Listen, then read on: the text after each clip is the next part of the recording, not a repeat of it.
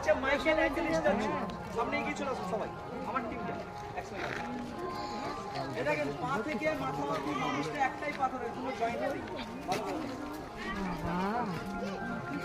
দেখতে পাচ্ছেন এখানকার দেখেন পুরো 1780 সালে কোনো ছাউনি নেই, অথচ ম্যাডাম এখানকার রাজা দেখলো এত সুন্দর শিল্পী, বলি আমি এখানকার রাজা ছিল, রাজা দেখলে এত সুন্দর শিল্পটা হাতটা কেটে না নেক্সট অন্য জায়গায় না তৈরি করতে পারে। দেখেন হাতের কবজি গুরুর পায়ের তলে পড়ে আছে, দেখতে পাচ্ছেন, আর নাকটা আর হাতটা ভিজিটরসে ভেঙে দিয়েছে।